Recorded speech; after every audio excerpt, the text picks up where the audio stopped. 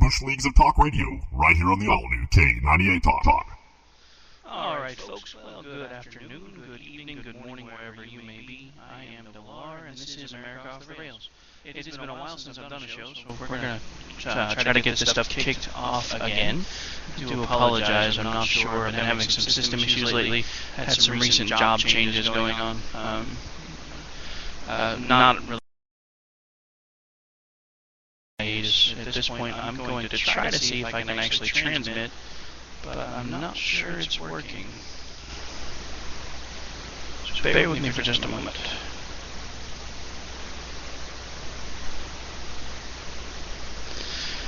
Okay, so while I continue to check some settings here, just wanted to give you guys a little bit of an idea of what's going to be going on behind the scenes over the next few days. We've actually made some lineup changes because I now have a day job on top of a weekend job, plus trying to do all this stuff too. So you will still be able to catch the Family Factor every day from 6 in the morning until 8 in the morning. That is, of course, with my good buddy Denny C. And then you will be able to catch a new show to the morning lineup on K98 Talk. That is the morning mashup, hosted by one half of my partner in crime for the Finding Common Ground show. That will be every day, Monday through Friday, from about 8 to 10. Then we are going to go evening lineup and move my show there, which is, of course, America Off the Rails, hosted by yours truly. Couple of reasons we're moving that one. One, it fits better with my new schedule. Two, I do occasionally have my language get a little too salty, so we kind of decided that maybe morning wasn't the best time frame for me, since I now have a job that will allow me to be home more in the evenings and just work weekends at the other one while I'm sorting everything else out. So, but yeah, so this will now be the new permanent time slot for America Off the Rails, hosted by yours truly. Gonna try to start doing it probably sometime between about 7:30ish. Yeah, I gotta be honest with you folks, I'm kind of leaving one job to come straight and do this, so it's gonna kind of have a little bit of a varying start time. But lots of stuff going on, lots of stuff I haven't been able to talk to you guys about in a very, very long time, so I kind of feel like we've got a lot to catch up on. So bear with me for just a moment while I double check a setting here. While I'm doing that, I guess I'm going to go ahead and play a quick commercial, and then we'll start talking about who the sponsor of this half hour is as well. One moment, please.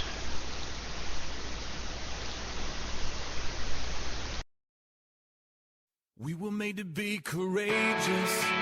We were made to lead the way. We could be the generation that finally breaks the chains. We were Giving the Obama administration the big ones up, right from the middle finger. Common Ground Radio with Double R. Hey folks, I don't know about you, but I always feel like there just isn't enough time in the day. You know, one of those not enough hours in the day kind of things. But, you know, working full-time, raising a family, trying to start a company, I'm sure some of you can relate. So, what can we do about it, I guess is my question.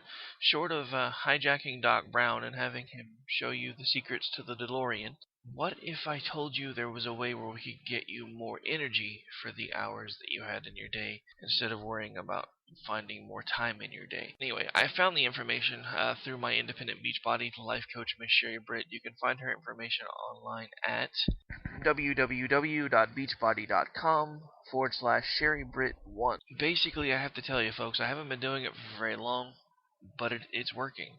It's one of those total commitment kind of things. I'm using a program called Shakeology. Basically, it's a meal replacement. Think Slim Fast, but better. And also, I have one of Sean T's workout videos. We're doing T25 right now. Started that a couple of days ago.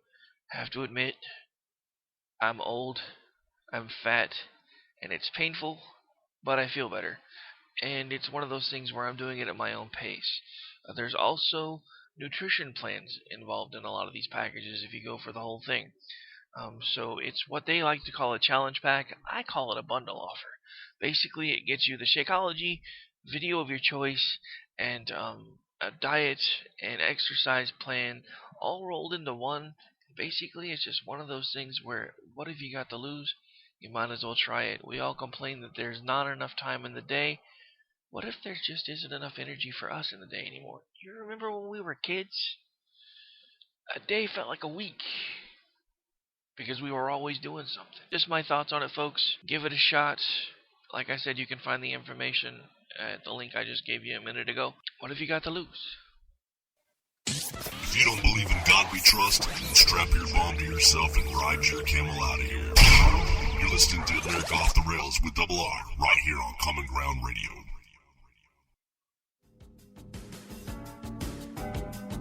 Welcome to your life. There's no turning back. Even while we sleep, we will find you acting on your best behavior. Turn your back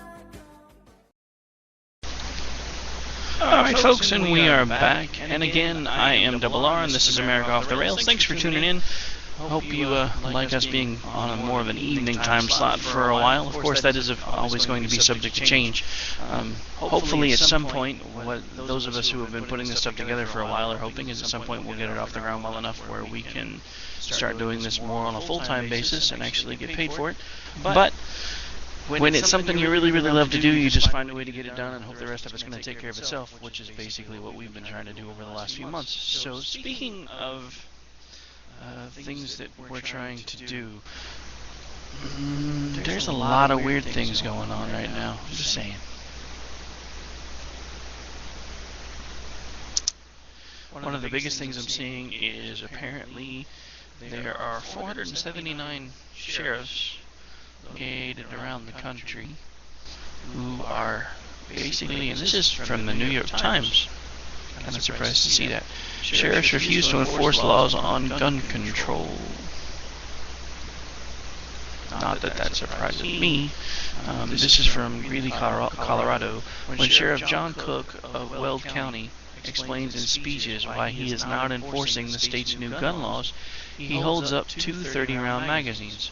One, he says, he had before July 1st, when the law banning the possession, sale, or transfer of the large capacity magazines went into effect. The other, he maybe obtained afterwards.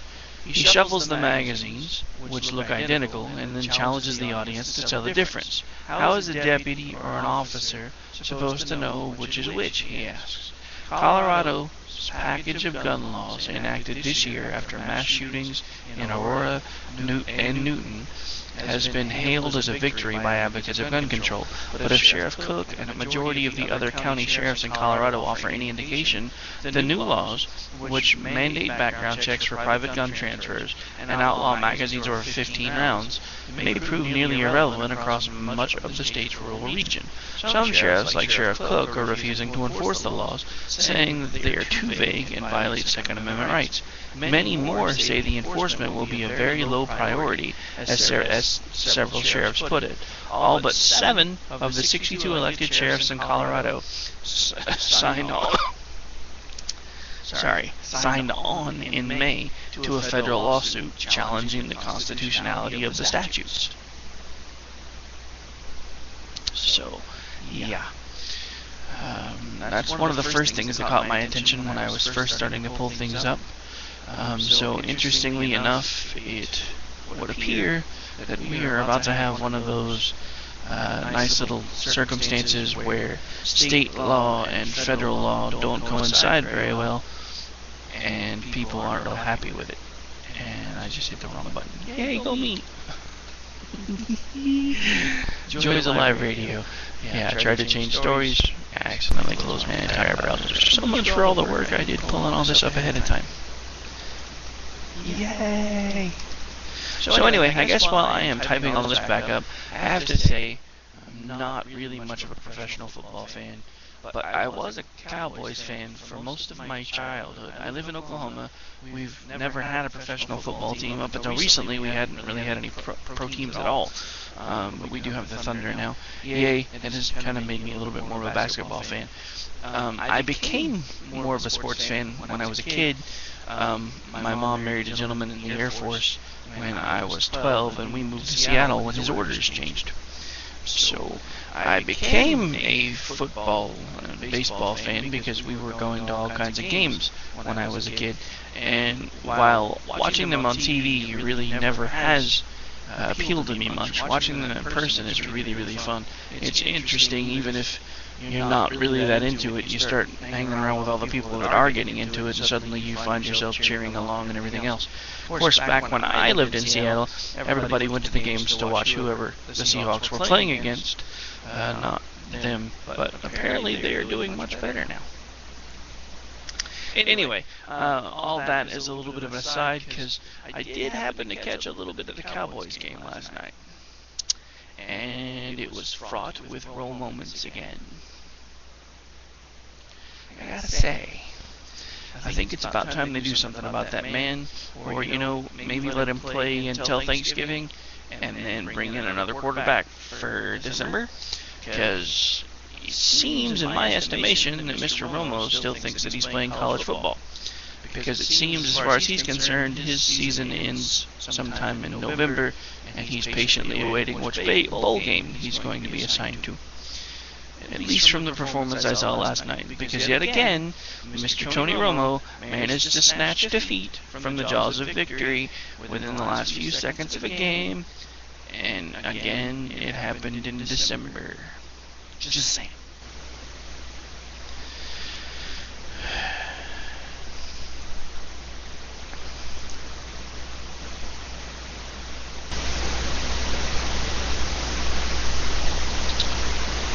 Lots of stuff just refreshed on all the stuff that I was looking at.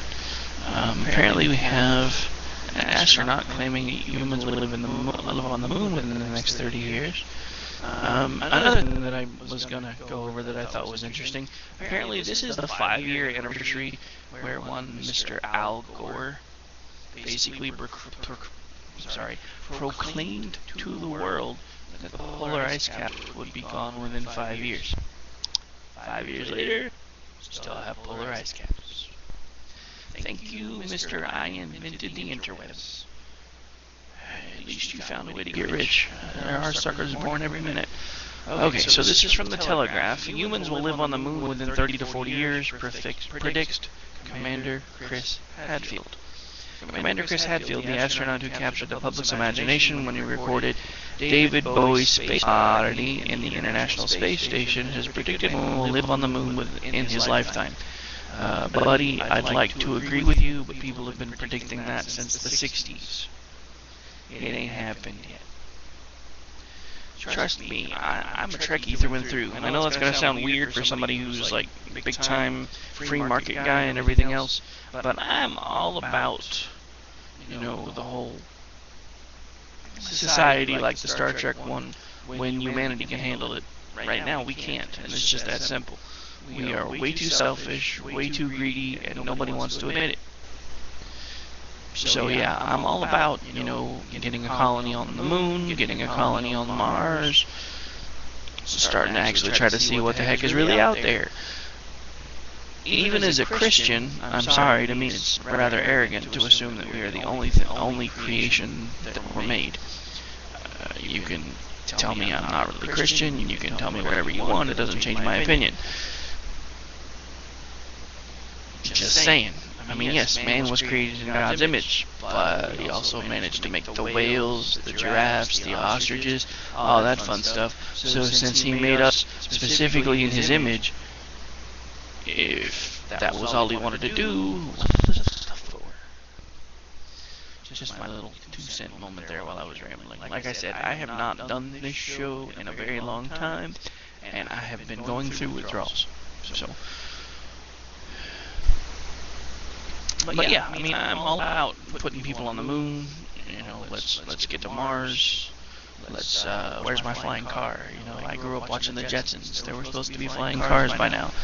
Heck, even if you go watch Back to the Future, there were supposed to be flying cars by now. There were supposed to be hoverboards by now. So, I mean, I feel cheated. I feel robbed. I feel denied. I want my flying car. So tired of traffic jams. I just want to be able to hit a button and then go, and just take off and go. But yeah, never gonna happen. At least not anytime soon. It makes me sad. So yeah, something else that's interesting that happened in the news while I was on my hiatus was the, sorry, I completely went blank for a moment there. You ever have one of those moments when you're just in the middle of a sentence and you're about to say something and all of a sudden the connection between your brain and your mouth is, what were you trying to say? Oh yeah, sorry. It took me a second. I think what's confused me is, I guess, again, tell me I'm silly, it's okay. I guess Mr. Mandela, I guess maybe Nelson wasn't actually his real first name, which doesn't surprise me, because most of the people from African countries typically adopt nicknames. But I guess his first name was actually like Mandiba or something. But yeah, so it kind of threw me off. But yeah, for anyone who hasn't heard about it yet, he did pass within the last couple of weeks. I found it a little interesting that it seems we're only hearing one part of the man's life story. I mean, yes, he did manage to basically end apartheid in the country without a revolution. He basically put everybody in Africa on the road to civil rights. But it wasn't exactly done in a very nice way. I mean, there are all kinds of stories. If you start looking around, just actually go into a search engine of your choice, type in Nelson Mandela or Mandela's wife. You can do your own research. I'm not trying to tell you what to think. I'm not even telling you have to agree with me. All I'm telling you is, yes, what the man did was amazing. But at the same time, he wasn't a very nice man. Apparently his wife wasn't a very nice person either. Apparently for most of the time that he was incarcerated, which, depending on which side of the story you listen to, was either wrongly incarcerated or was incarcerated because he was a potential murderer. But at the same time, depending on which side you listen to, apparently his wife continued using those same type of tactics while he was in prison for 27 years. And I think the thing that annoys me the most is shortly after his passing, everyone started that 37% of folks that are still Obama supporters were all comparing him to Mandela. He ain't done nothing. Literally, he ain't done nothing. Nothing. So why are you going to compare him to that guy? My other question is, if we're going to take the time to compare him to Nelson Mandela, can we start the comparison by putting him in prison for 27 years? Sorry, it's just an honest question. Just asking, folks. I know some people don't like it when I start going all anti-Obama, blah, blah, blah, but you know what? That guy sucks. I mean, come on. When Jimmy Carter started saying you suck, you know you suck.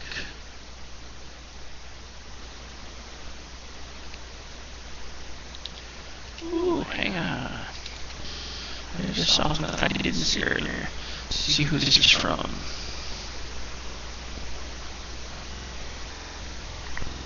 Now, this is from Yahoo News. Apparently, Russia has recently stationed Iskander missiles in western region. I guess this was probably translated from another language because it's kind of choppy. But anyway, this is from Moscow through Reuters. Russia has deployed Iskander missiles with a range of hundreds of kilometers in its Baltic Sea exclave of Kaliningrad, which borders NATO members Poland and Lithuania. The pro-Kremlin newspaper Izvestia reported on Monday. The missiles have been in place for some time, according to Izvestia's source, a high-level defense ministry official. It did not name. Another unnamed military source said they were deployed about 18 months ago. The Izvestia report followed a story in a German newspaper, Bild, on Saturday that said secret satellite imagery showed Iskander M missiles stationed near the Polish border. The reports caused alarm in Poland and the Baltic states, which are wary of Russian military movements after decades of dominance by the Soviet Union. Their alarm was aggravated by tensions between Russia and the West over the Ukraine. We have followed these events for quite some time, and this is not a surprise for us. Ardis Pabrikas, defense minister of nearby Latvia, told Reuters, but he added it creates unnecessary political tension and suspicions and reduces mutual trust because we don't see any reason why Russians would need such weapons here. So, yeah, fun times.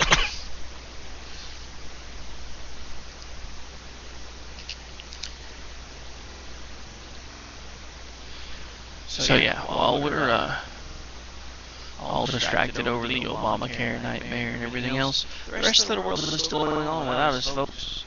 And I'm telling you, Russia has some plans. Just saying. Ooh, here's another interesting one. Sorry, I hadn't done a show in a very long time, and I didn't really have time to do much research for this one. So I'm just going through and grabbing headlines to jump out to me. Because I figured today would be the day that I just got back in the saddle and start getting used to this again. And this is from The Hill, and is datelined for today, from this morning at 9:07. The headline reads, Obama, a corporatist, says Schweitzer. Can I say without even reading the article that I agree with that assessment?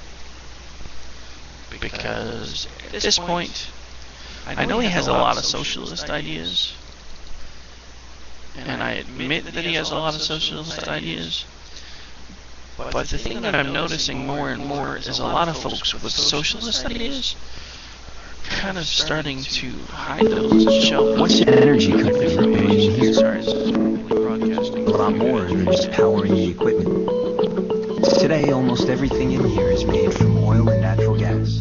Plastics, the scientists at ExxonMobil. Okay, sorry. I have it set up because over the next couple of weeks, once I get used to doing this again, I will actually have a number that folks can call in. So if you want to tell me I'm an idiot or ask me questions, you can. So I've already got the computer set up to be able to support that.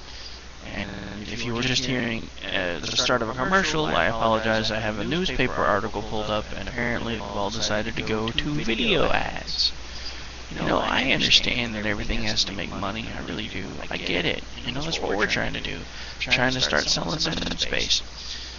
Starting to try to do the featured sponsor thing. Speaking of which, perfect timing, our sponsor this half hour is the Right Design and Repair Team. They are the exclusive provider of web content and hosting for Common Ground Media Group Oklahoma. It is a company designed and built by a friend of mine. I didn't offer to sponsor him because he's a friend of mine. I offered to sponsor him because he's a friend of mine and knows what he's doing.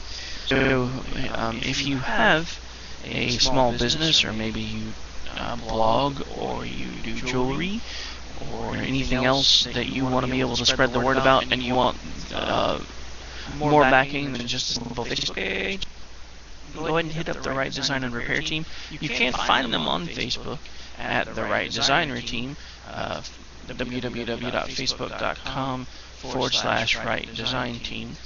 Pretty sure that's correct. I'll double check it, and if I have to correct it, I'm working on commercials for him right now, so eventually you guys won't hear me talk about it, or at least if it is me talking about it, it won't be live. But anyway, so yeah, and also K98 Talk has their own provider, which is One-on-One Solutions. So I typically don't cross-promote folks that are doing the same kind of work, but at this point, they are both ran by friends of mine, and I feel it's only fair to not only plug the one that does the station work, but as well as the one that does the work for the shows. So you can find information for them both on Facebook, I believe. Okay, so anyway.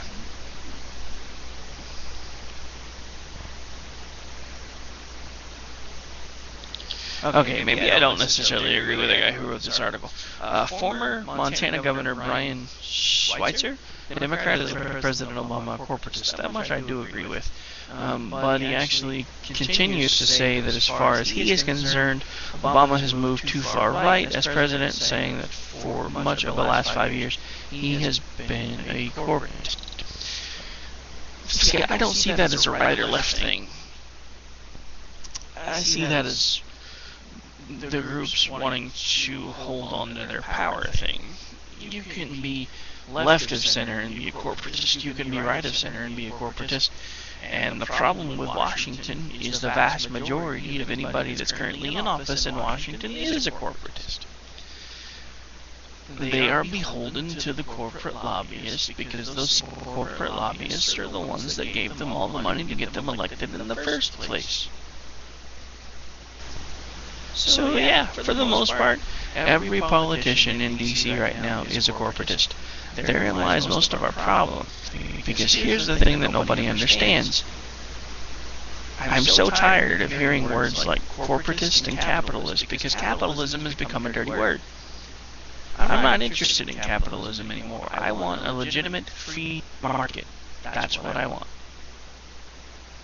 I don't want the government coming in and telling me what I have to buy, what I don't have to buy, which is what we find ourselves is happening more and more and more. And every time the government steps in with the best of intentions and says, hey, we're going to try to take care of these 30 million Americans that don't have insurance right now by making all of you purchase insurance. Some of you already have insurance, but we're going to make you purchase insurance that even you don't necessarily need because, you know, you're a single white guy or single black guy, no kids, no wife, none of the above. But hey, your plan's going to include contraception, your plan's going to include dental care for children, your plan's going to include gynecology visits, pregnancy stuff, I mean all of it. That's not free market.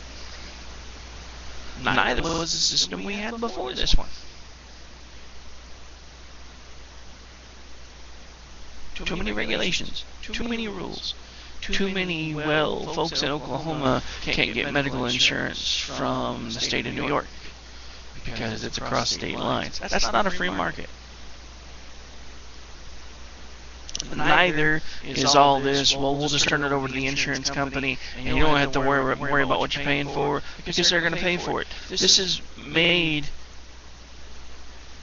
the worst thing ever. I mean, yeah, we still, up until recently, have had the best healthcare in the world. And I hear all these people that are like, well, they have all this in Europe and you don't have to pay nothing and you get sick and you just go in there and they take care of you. Like, really? Okay, so why then when anything bad happens and it's something that's catastrophic or it's something that is completely unexpected, that the people that can afford to, that live, probably not much longer though, that live in those particular countries come here to get those procedures done. Anybody ever stop and wonder about that one? But here's where I'm going with this. There was a news story a few months ago that I caught where basically there is a company based out of Oklahoma that actually runs a hospital and they give from pricing. You go in, they tell you what they think is wrong with you. They have a list of everything and how much it's going to cost you. And apparently during one of these stories that I saw, they also have a comparison where basically you can plug in your zip code and it'll give you hospitals that are close to you, and you can plug in what the procedure is, and you can see that even though all these hospitals are within a few miles of each other, they all charge wildly different rates for the same procedures. I wonder whose bright idea it was to remove the consumer from the medical system. Whoever that guy is deserves a gold star on the Darwin Award chart. Because you've pretty much, whether you realize it or not, led to what is probably going to be the destruction of the best healthcare in the world.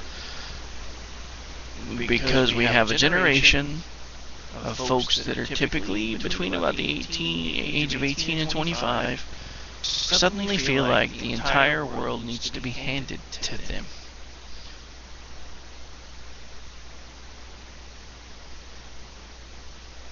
Handed to them.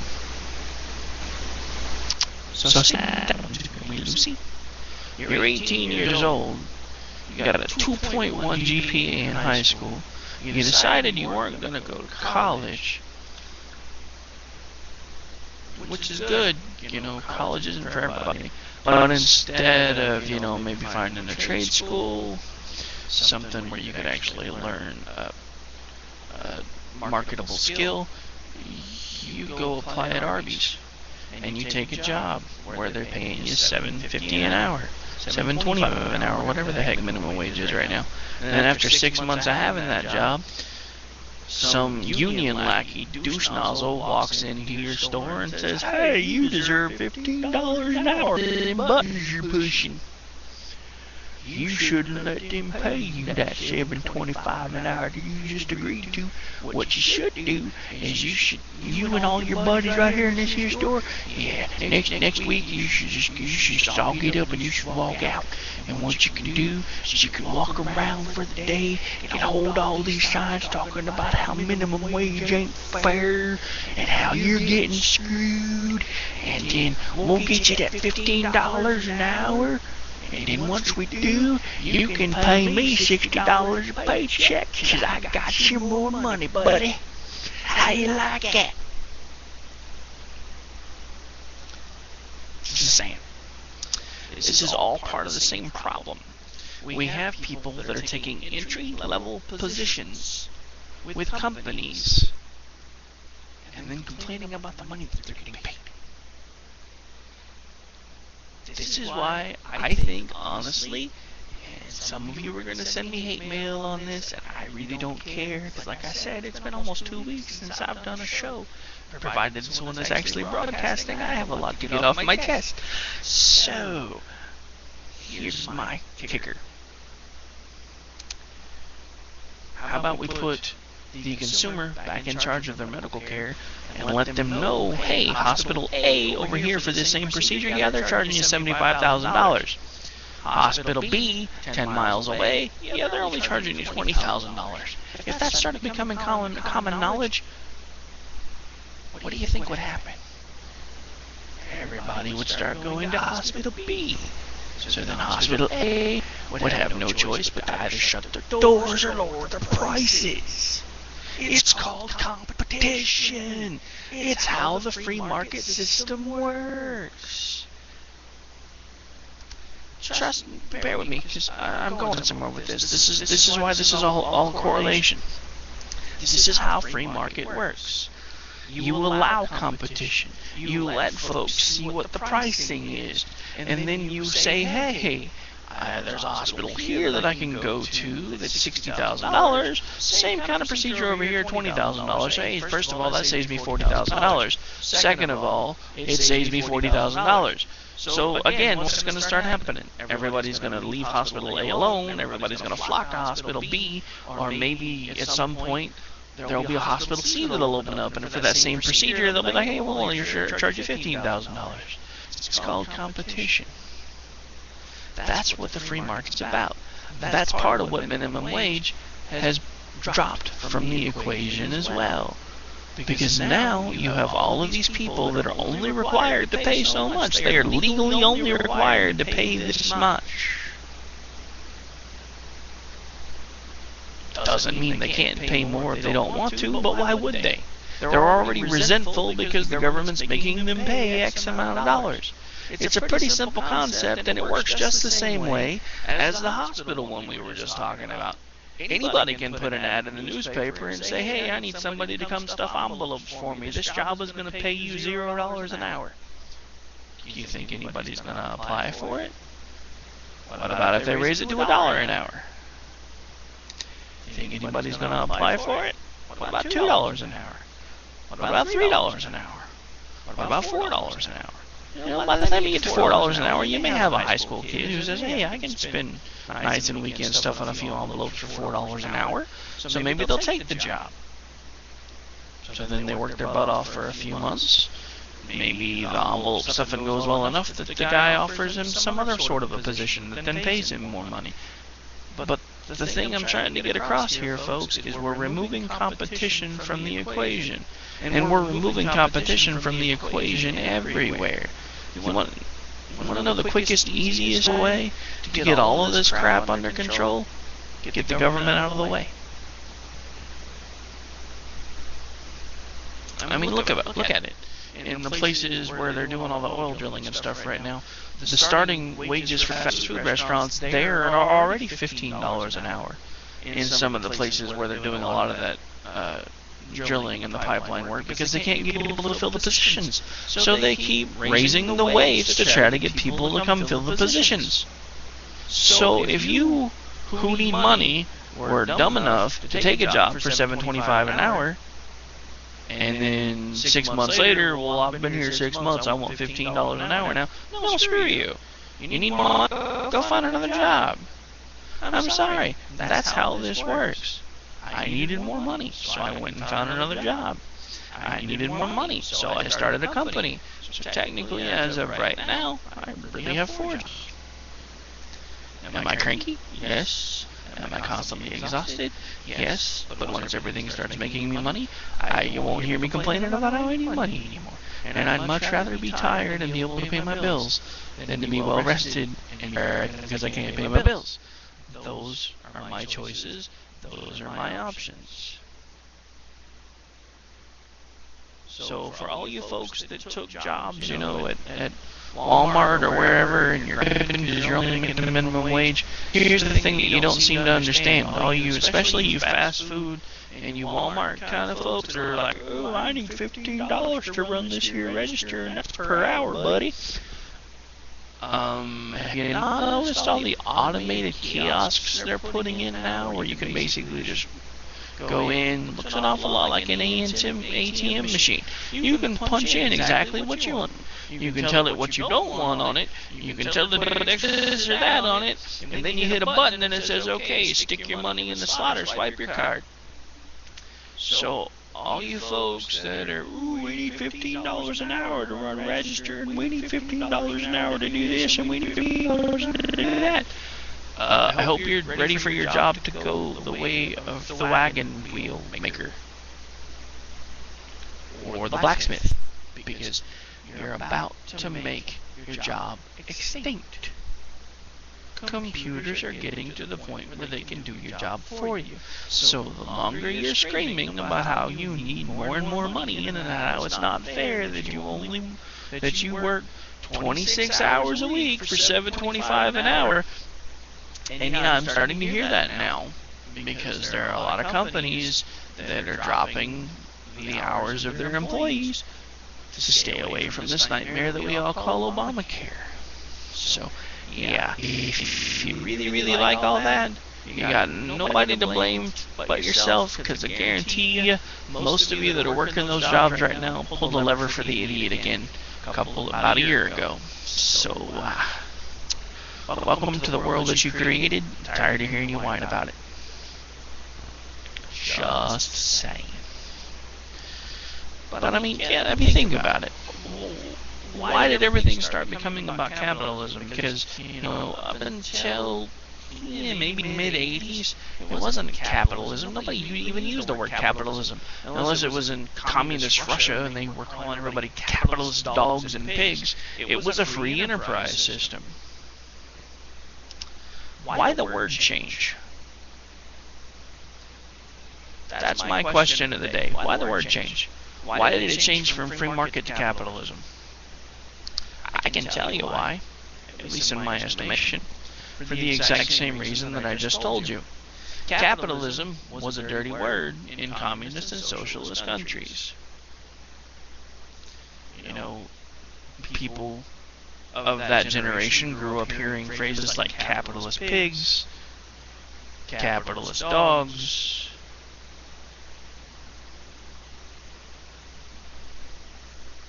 It built up momentum. So for all the folks that don't like the free market, because there are plenty of those folks on both sides, here's the part that nobody seems to want to understand. We've all fallen asleep at the switch. At some point we got lulled into some form of hypnotic complacency or something, because we got, and it all started honestly when we became a nation built more on services than industry. I mean, come on, even Bush 43 said it a few days after the 9/11 terror attacks. It is your duty to shop. You must spend money. Our economy relies on you spending money right now. Do your part. Go spend money. We all got sucked into the keeping up with the Joneses mentality. I mean, and you think I'm crazy? Really? I mean, think about it for a minute. I mean, look at Apple. How many phones have they put out a year now?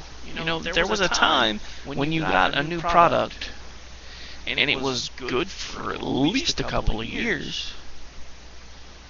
Now you buy a TV, 3 months after you buy it, it's obsolescent. 6 months after you buy it, it's obsolete. At least if you want the newest, bestest, biggest gadgets is.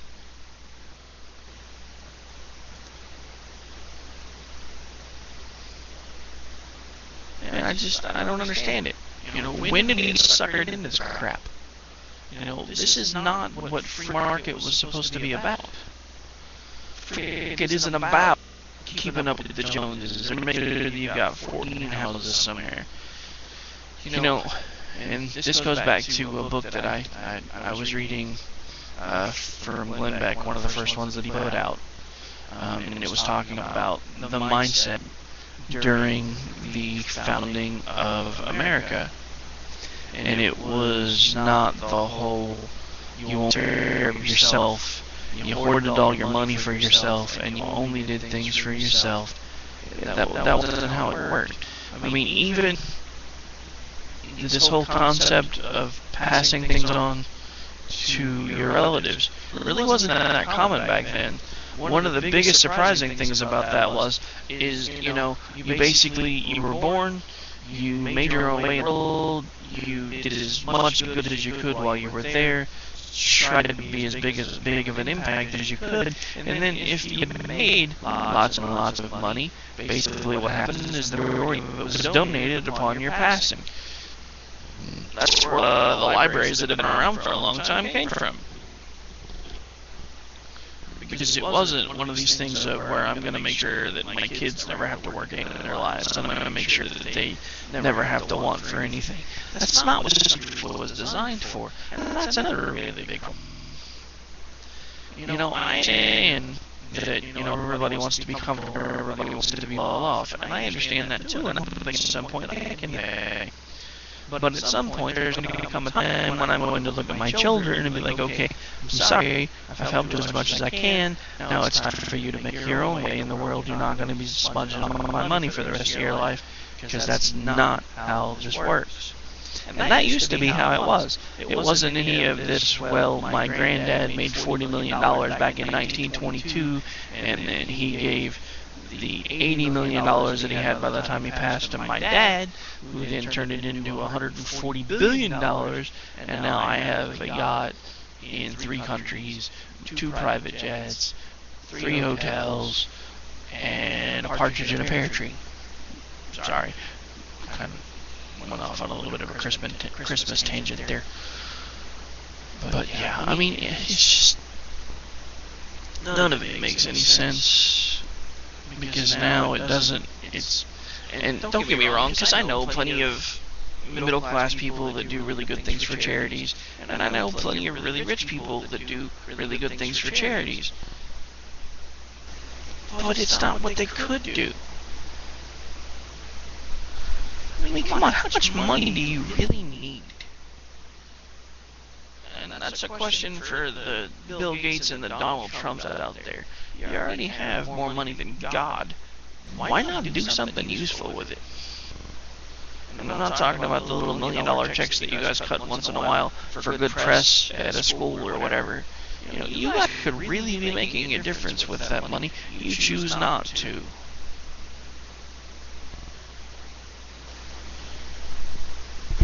I mean, seriously, how many millions of dollars do you need?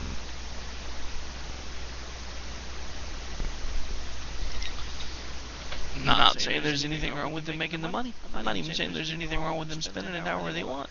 But I'm saying there comes a time when you've made enough that it's time for you to start giving back to the people around you. We don't do that anymore. We hoard it and we pass it on to our kids, who then don't appreciate it. I mean, look at the difference between even businesses. Look at the difference between Walmart, how it was ran when Sam was alive compared to how it's run now. What about Hibden Tires, for those of you familiar with that? I was speaking to somebody a few months ago whose husband worked there when it was owned by the original owners. And it was completely different. You know, you were invited over for barbecues, you got Christmas bonuses, you got this, you got that.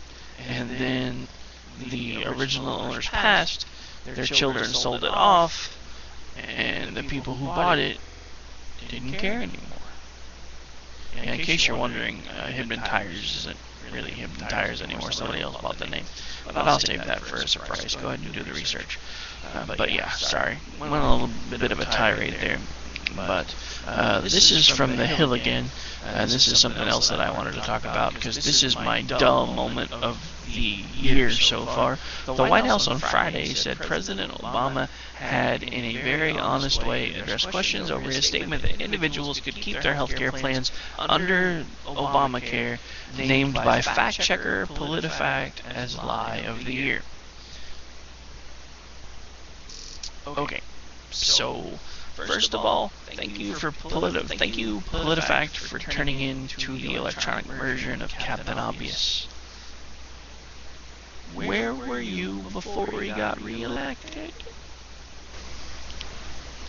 The president, in an interview earlier this fall, took this question head on and expressed his concern for those individuals, those Americans who received cancellation notices and were potentially adversely impacted by or affected by that. The White House press spinster, sorry, I'm not even going to call it the press secretary anymore. You just basically the press spinmeister, or the White House spinmeister, Jake Carney.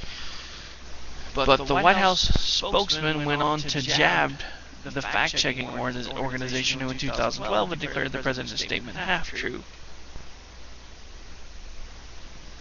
Millions of individuals who privately purchase their health insurance have received cancellation notices about their policies, told that instead they must purchase to satisfy a set of minimum Obamacare standards.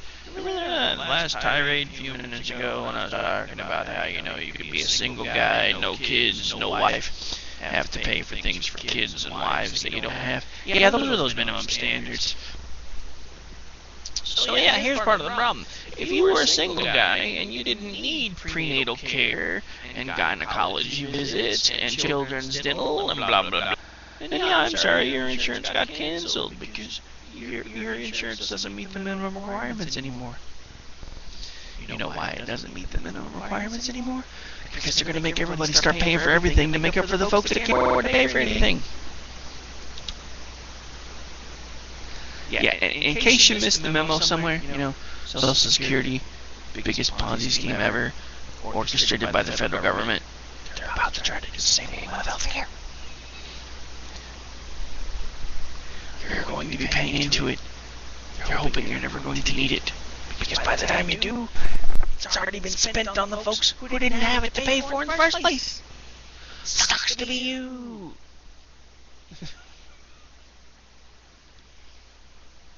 But yeah, so let's go back to this lie of the year thing. Okay, so see, I'm still confused, because in 2012, PolitiFact said it was half true.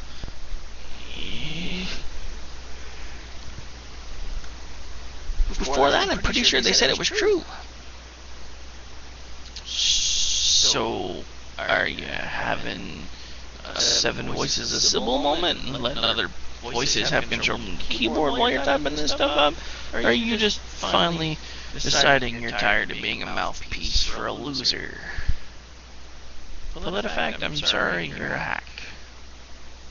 If you couldn't be honest with everybody before the election about how screwed up all of this crap was, I really don't care that you decided to be honest now. And for those of you who are seeing on Facebook, well, for all you Republicans who are so anti-Obamacare, why don't you actually propose something that would work? Okay, let me give you my plan to take care of health care. Okay, you know that you get to keep your kids on your insurance up until they're 26. Yeah, we should keep that. That was good. We should also design a safety net program for the 30 million that we were trying to catch in the first place that are still not going to be caught by the time this is over. You know, kind of make it like a Medicare, Medicaid-based system. Maybe raise the income requirements or the age or lower the age restrictions for lower income folks for Medicaid or Medicare, so they have something to fall back into. So they get some health care. Then we do the whole, how about we make the hospitals tell everybody what they're actually charging you for. Then we open up the intrastate barriers so that people that already have insurance can compare insurance from other states and be like, hey, what's up? Blah blah blah from blah blah blah of Oklahoma is 3 times more expensive than the same damn thing out of Texas. What the heck kind of sense does that make? I'm gonna go buy this stuff over here in Texas.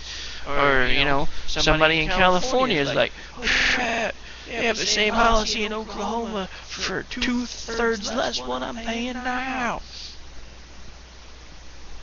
It's called competition. The insurance companies removed the competition.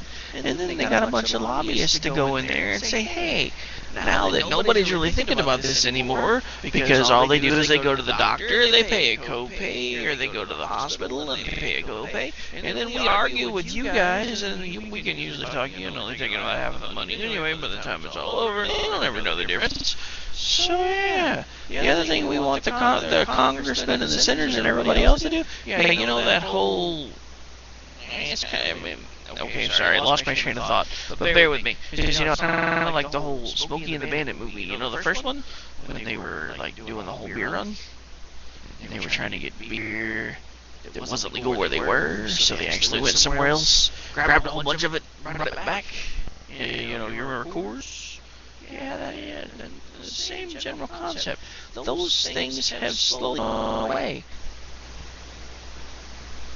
We think about it, like Popeye's chicken. That was in a restaurant. It wasn't available until a few years ago. Now they're pretty much everywhere, at least that know how to run them right. Oklahoma, it's kind of hit and miss. Krispy Kreme. Oh my god, as soon as they got permission, those things popped up everywhere. You couldn't go 5 steps without running into another Krispy Kreme. Another reason why I'm such a fat kid. Because back then I was in uniform. I'd walk in and it'd be like, hey, you want a free donut? Which, granted, they did that for everybody, but after I bought them, they were like, hey, since you're in uniform, how about another free donut? I need another one. After I was leaving with a dozen donuts. Krispy Kremes are so good. I'm sorry, but they really are. It reminds me of something I saw on one of Paula Deen's shows a few years ago. She was making a peach cobbler, and she was using Krispy Kremes as the crust. I was like, oh, I never actually did try to make that. I really should. But anyway, I'm going to stop talking about food now. I'm making myself hungry. But yeah, so anyway, where was I? Oh yeah, free market, competition. You want to know how to fix healthcare? That's how you fix healthcare. You let folks know what they're paying up front. You give them the ability to shop in other states and say, hey, the rates in California suck. I'm going to go buy my insurance over here. Because guess what? That would drive the prices down everywhere. It happens in every business model that's tried. Look at the airline industry.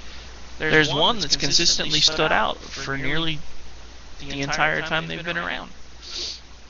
And they actually have developed an effect on an economy when they move into a new area, and they actually have that effect named after their company. Because when they move into certain areas that were only under the control of the legacy carriers, which for those of you who don't know, because that's kind of an airline term, the big boys, the ones that charge you all the fees and all that other fun stuff, when that particular company moves in, they've actually generated an effect on the economy in the area, not only because they're bringing in more jobs with them, but it also promotes competition from the airlines that didn't have competition in that area before. So suddenly everybody's having fare sales to try to keep up with the lower prices that are offered.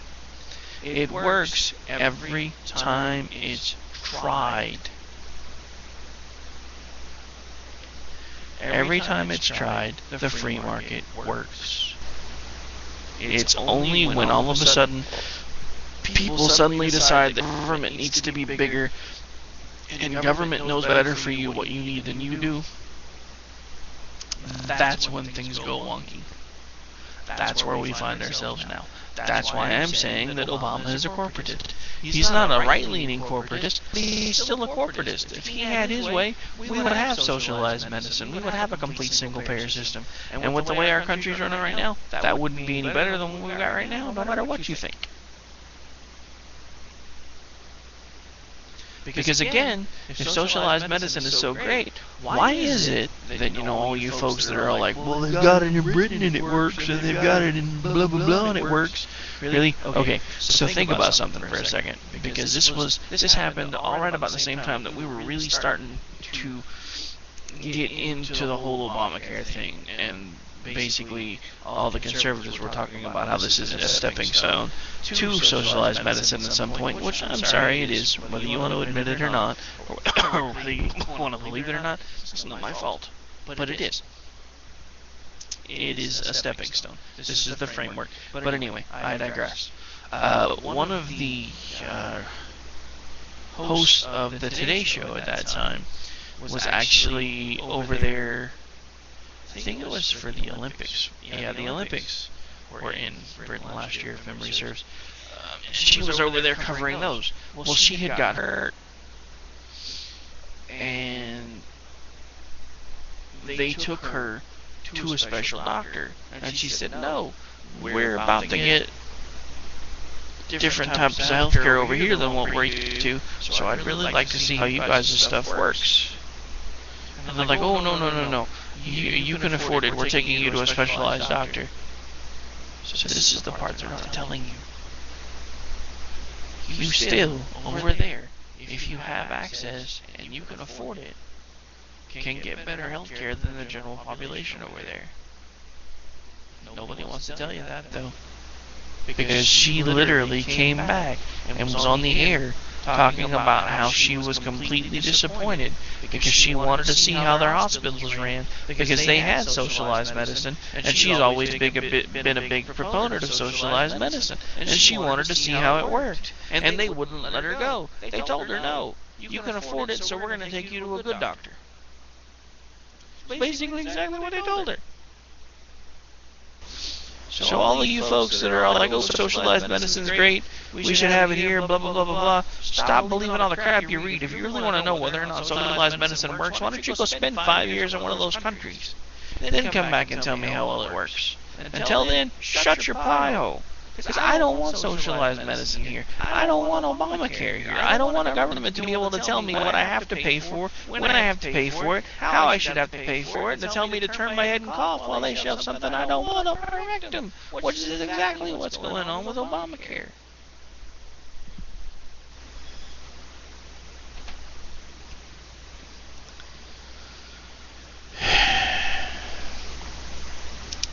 Sorry, but that's just pretty much how it is.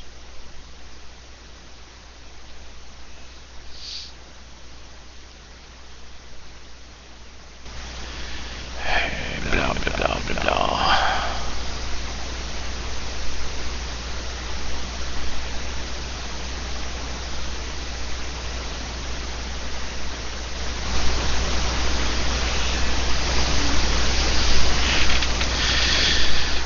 Oh yeah, just in case you're just now tuning in, I guess I should give you the lineup again. And then I think I may actually cut this one a little bit short.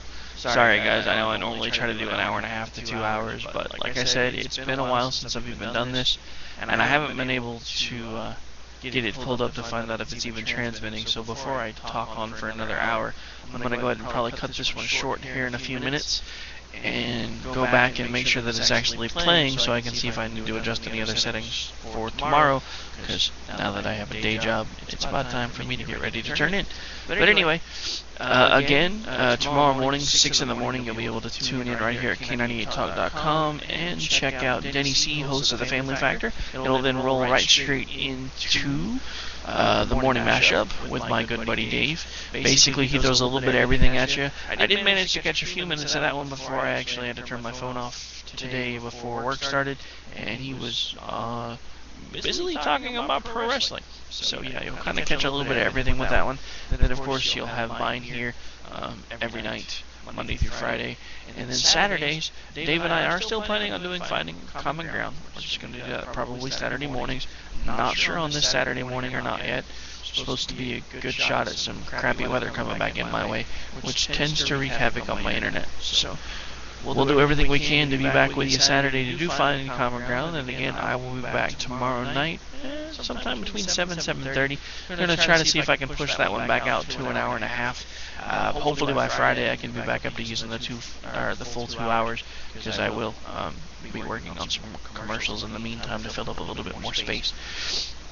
But at this point, again, if you are interested in supporting any of the sponsors you've heard about so far, feel free to look them up. They are all available on Facebook. And we will be back tomorrow. Don't forget to tune in bright and early for The Family Factor with Denny C. You are now tuned into the Bush Leagues of Talk Radio, right here on the all-new K98 Talk.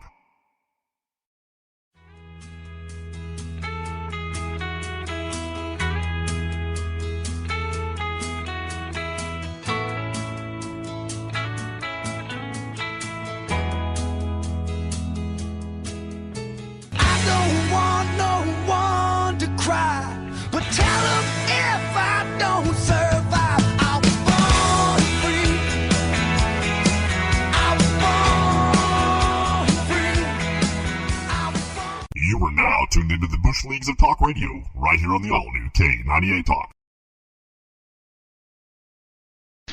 Whoops, guess I played that one twice. Anyway, folks, enjoy the rest of your night. I'll be back tomorrow night, right here, same bad time, same bad channel. And I know it started slow, but I kind of felt like I was back in the groove there for a few minutes. And sorry, just trying to adjust to an entirely different schedule now too. So we'll be back tomorrow. We're going to keep plugging away till we get it right. Thanks for tuning in.